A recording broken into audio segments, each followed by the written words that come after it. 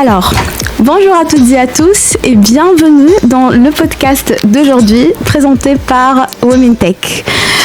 Nous sommes une association d'étudiants et d'étudiantes de l'École Polytechnique de Bruxelles et notre objectif est de promouvoir la diversité des genres dans les domaines scientifiques et dans l'ingénierie. Donc je suis votre animatrice Rada, accompagnée par ma co-animatrice Moira. Bonjour à tous et à tous.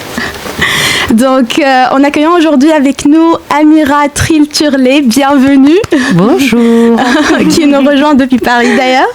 Elle est Customer Success Account Manager chez Microsoft. Bienvenue Amira, merci beaucoup de nous rejoindre aujourd'hui et nous sommes très ravis de t'avoir avec nous aujourd'hui. Merci beaucoup pour votre invitation et merci surtout pour votre noble message que vous voulez étendre avec votre association. Merci beaucoup. Alors pour commencer Amira, peux-tu nous en parler un peu plus sur ton rôle actuel et du coup ton poste chez Microsoft? Ok. Alors en tant que Customer Success Account Manager, j'accompagne mes clients pour qu'ils puissent avoir la meilleure information sur leurs produits, sur l'utilisation de leurs produits. Je les accompagne pour tous les projets sur lesquels ils sont en train de travailler avec les produits de Microsoft. Je les accompagne pour que ces projets-là soient un succès. Et donc, en fait, je suis leur porte d'entrée pour avoir l'information, mais aussi pour savoir la meilleure utilisation des produits et le meilleur usage. Et aussi, je leur donne l'information sur les différents roadmaps des produits de Microsoft. Et je suis accompagnée par un account team avec lesquels on travaille ensemble pour accompagner nos clients. Ok. Et en fait, d'habitude, quand on parle dans le domaine d'ingénierie, on parle plutôt genre de la technologie qui est en évolution rapide. Et du coup, je me demande en fait, quand on parle de l'intelligence artificielle, est-ce que ça peut ça peut jouer un rôle dans votre rôle dans le futur? Est-ce que vous envisagez que l'intelligence artificielle aura un rôle important pour votre poste dans le futur? Alors, c'est pas dans le futur, c'est actuellement. Ah oui. Étant donné que Microsoft, elle est parmi les acteurs majeurs de l'intelligence artificielle, l'intelligence artificielle, elle est dans notre cœur de préoccupation actuelle. On essaye d'accompagner nos clients dans leur réflexion de l'intégration de l'intelligence artificielle dans leurs produits, dans leurs fonctionnalités, mais aussi dans l'utilisation de l'intelligence artificielle pour augmenter la productivité de leurs employés, par exemple par l'utilisation de Copilot dans les différents Microsoft 365, donc en fait l'intégration de Copilot dans l'outil de travail de tous les jours. Et ensuite, on les accompagne pour réfléchir comment rendre tous leurs produits plus productifs, plus intelligents et qui répondent mieux à leurs attentes avec l'intelligence artificielle. Ok. Et en fait, j'aime bien savoir, est-ce que tu voulais être ingénieur depuis le début? Qu'est-ce qui vous a passionné en fait dans ce domaine? Pourquoi vous avez choisi cette voie du coup finalement? Alors, depuis l'enfance, moi je suis quelqu'un qui aime bien les matières scientifiques. J'adore beaucoup les mathématiques et donc en fait j'aimais bien m'informer sur les matières scientifiques, sur tout ce qui nous entoure dans le monde. Et en fait cette curiosité m'a amenée vers des études d'ingénieur parce que en fait les mathématiques, la physique, c'est des sciences qui ouvrent l'esprit et qui nous ouvrent vers le monde et répondent à beaucoup de questions qu'on se pose sur le monde et sur ce qui nous entoure. Oui, tout à fait. En tant qu'ingénieure femme, vous avez donc eu apparemment une expérience en Tunisie et en France. Est-ce que vous pouvez nous parler un petit peu de la représentation des femmes dans les STEAM en France et en Tunisie et une différence entre vos études et le milieu professionnel dans lequel vous travaillez pour l'instant? Alors, j'ai commencé mes études en Tunisie et donc en Tunisie, on avait une représentation quand même minoritaire des femmes dans les classes, dans les études. Et donc, je peux dire que ça a commencé même dans le bac. Pour les gens qui s'intéressaient au domaine engineering et tout ça, on était vraiment vers 20%. Et ça a continué dans l'école d'ingénieur. Et en fait, après, quand je suis arrivée en France, c'était encore moins. Parce qu'en Tunisie, on peut dire 20-30%. En France, je pense que j'ai fait un master 2 après mon école d'ingénieur, un master 2 en France. Je pense qu'on était 3 femmes sur 30 personnes. Oh, wow. Donc encore plus.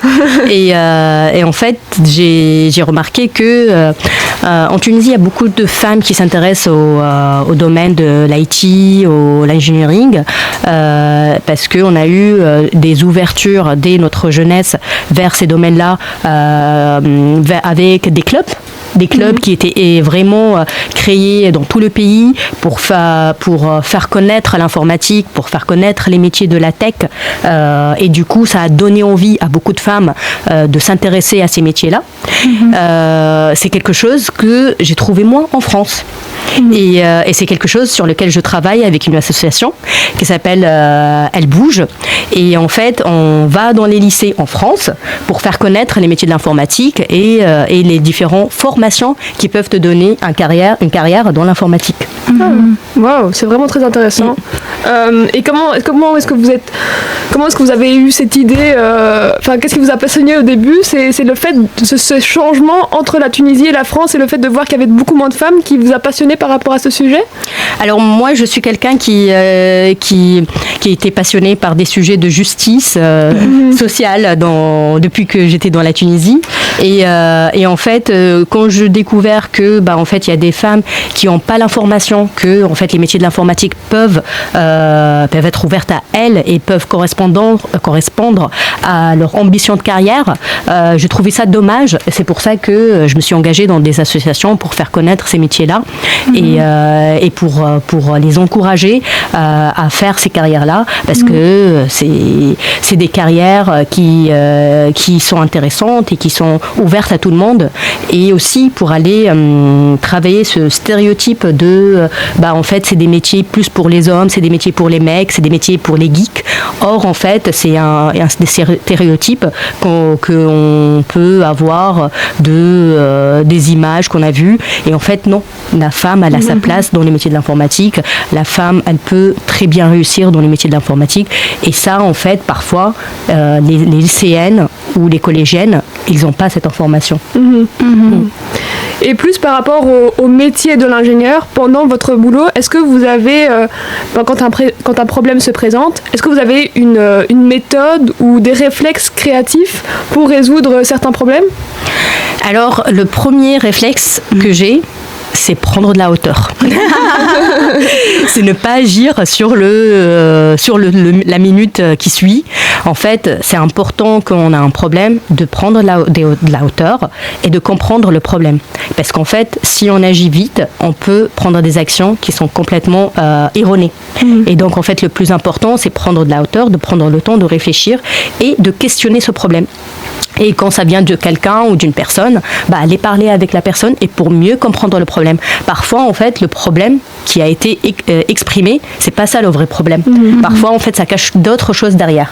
Et donc, prendre le temps de comprendre, prendre le temps de faire son enquête et après agir. Donc ça, c'est important. Quel que soit c'est un problème informatique, quel que soit c'est un problème sur un projet qui remonte, parfois c'est une crise sur un tel projet. En fait, c'est important de prendre de la hauteur, prendre du temps, aller parler avec les gens, comprendre et après prendre des actions. Et quand on prend des actions, c'est important aussi de discuter avec les différents membres pour les mettre au cœur des actions, parce que c'est important d'agir en équipe. Dans les projets informatiques, dans les différentes sociétés, c'est important de ne pas agir individuellement. C'est important d'agir en équipe, et donc c'est important d'inclure toute l'équipe, tous les membres qui sont concernés par ce sujet dans ces actions-là. Et en fait, justement, on a parlé de la représentation des femmes dans ces domaines-là, qui est un sujet vraiment très important. Mais on a parlé des défis, mais aussi il faut aborder les opportunités qu'offre en fait un environnement de travail collaboratif.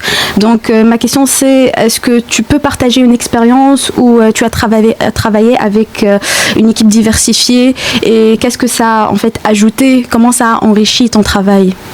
C'est une bonne question. Alors, c'est le fait d'avoir une équipe diversifiée, ça ouvre la perspective des points de vue. Et donc, en fait, quand on peut avoir des différences de culture, des différences de carrière, des différences de background, en fait, ça nous ramène des solutions et des idées différentes. Et ça enrichit la réflexion. Par exemple, je peux prendre l'exemple d'un ancien projet quand j'étais chez SNCF où en fait on avait des deadlines assez serrés pour créer un site web. Et en fait, le fait de inclure toute l'équipe, et en fait on avait une équipe qui était multiculturelle, diversifiée femmes et hommes. Et en fait, on avait chacun, il avait quelque chose à donner.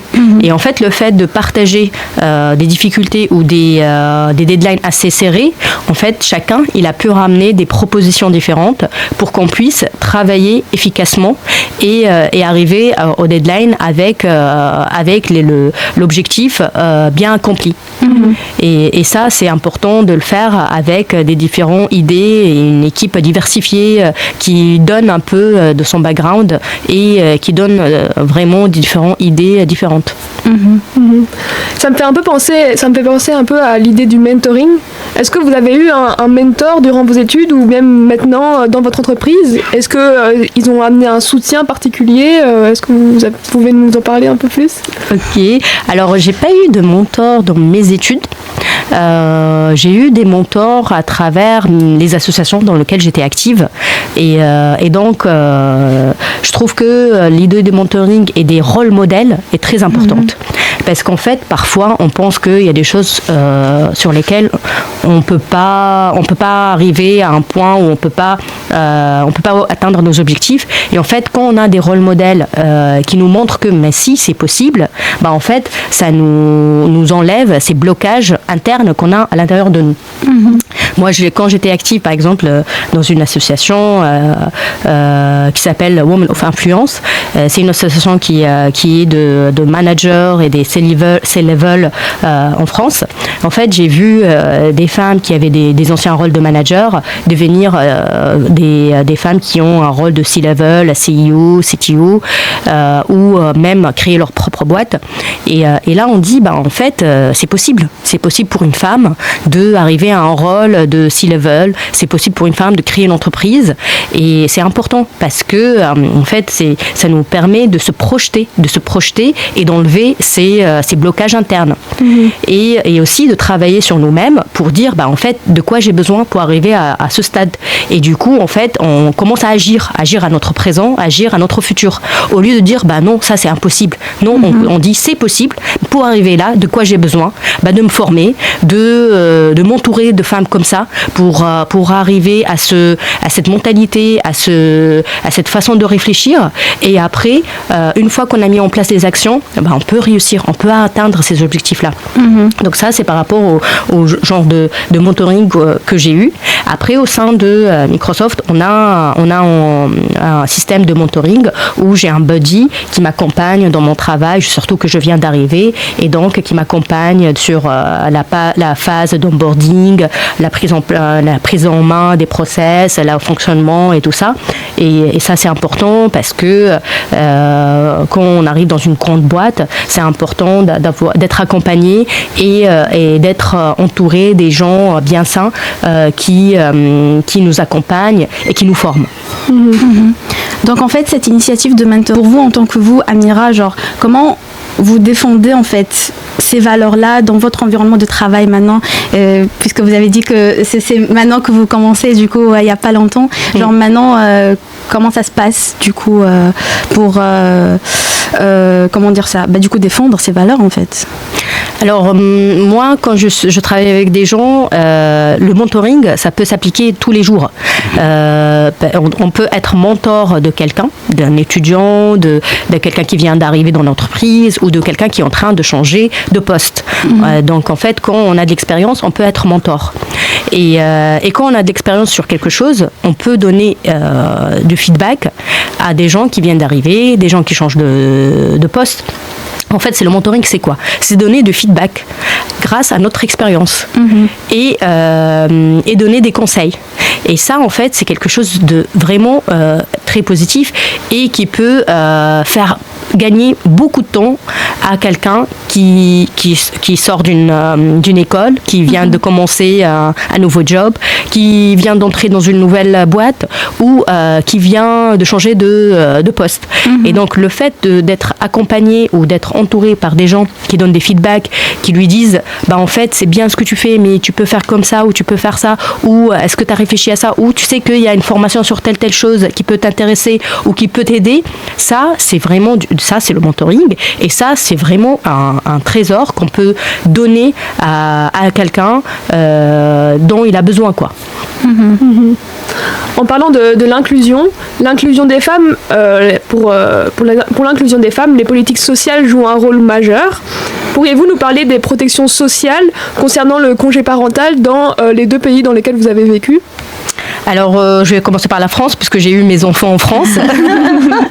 Alors, en France, on a un congé maternité de 4 mois, 6 semaines avant la date présumée de l'accouchement, et le reste après. Moi, je trouve malheureusement que c'est pas suffisant. On a besoin que la politique aide encore plus les femmes pour cette phase-là de maternité et que on laisse vraiment la femme pendant cette période-là avoir le choix de passer plus de temps avec son enfant ou reprendre son travail. Et donc par rapport à ça, je trouve qu'on a encore des efforts à faire. Pour la Tunisie, c'est encore moins. Jusqu'à maintenant, c'était que 2 mois. Ah non. C'est que 2 mois et aucun jour avant l'accouchement. Donc la femme, elle pouvait accoucher pendant le travail. Ouais. Et 2 mois après. Et ça vient juste de changer depuis 2 mois, je pense, où c'est devenu 3 mois, je pense. C'est devenu 3 mois. Et donc, ça a commencé à évoluer, mais pour moi, c'est encore pas assez. Quand on vient d'avoir un enfant, c'est vraiment une épreuve assez intéressante et l'enfant il a besoin et après c'est un choix, il faut laisser le choix à la femme de continuer à être encore à la maison avec son enfant ou de reprendre le travail, mais pour moi les 4 mois c'est pas suffisant. Donc à la fin c'est vraiment le choix qui est important en fait. Tout à fait. Parce qu'il y a des femmes où ils sont plus épanouis quand ils ont un peu cette vie entre le travail et la maison. Oui. Et donc il y a des femmes qui préfèrent reprendre le boulot. C'est un choix. Il faut laisser le choix. Mais il faut laisser aussi le choix aux femmes qui veulent encore avoir le temps de s'occuper de cet enfant qui est encore un bébé tout petit. Et il faut leur laisser le temps de vraiment le faire grandir et après reprendre dans des meilleures conditions. Donc tu as vraiment partagé beaucoup d'informations que moi je trouve que c'est très inspirant et je suis sûre qu'en fait la nouvelle génération peuvent vraiment tirer beaucoup de conseils de votre parcours. Donc ma question c'est quel serait le conseil clé que tu peux donner aux jeunes ingénieurs qui veulent lancer leur carrière aujourd'hui quoi. C'est pas une question facile ça. Alors j'ai pas un conseil que je peux donner. Je peux juste donner des retours d'expérience que je peux donner par rapport à ce que j'ai vécu jusqu'à maintenant. Avant tout, c'est croire en soi. C'est Ouais. vraiment croire en soi, de dire vraiment qu'est-ce qui m'inspire, qu'est-ce que je veux faire et dire que je peux le faire. Il y a personne qui va croire en toi, il y a personne qui va croire en vous. C'est vraiment vous qui vous devez croire en vous. Et donc en fait, c'est là le premier point sur lequel tout va commencer. Donc si on arrive à croire en soi et dire bah en fait je peux faire ce que je veux, après c'est du travail. Tant qu'on veut arriver à un point, après on met en place les actions, on met en place les formations, on met en place les choses à faire pour arriver à son but. Parce que après qu'on arrive à avoir ce qu'on veut, là c'est la réussite. Là c'est vraiment le moment où on dit voilà, j'ai pu l'avoir en fait, j'ai réussi. Et c'est important de dire bah en fait j'ai un plan de carrière. C'est comme un plan de carrière en fait. C'est un plan de carrière, c'est un plan de vie sur lequel je veux travailler et pour arriver, je crois en moi et je mets en place les actions, je mets en place les formations, je mets en place le réseau. Il ne faut pas sous-estimer le réseau. Le réseau, c'est important. Les réseaux peuvent ouvrir des portes de nouveaux jobs, de formation, des gens qui vont te parler de telle opportunité. C'est important de travailler son réseau avec les gens qu'on rencontre à l'école, mais après, dans les différents jobs qu'on peut occuper. Ouais. C'est une richesse, le réseau, sur lequel il faut capitaliser.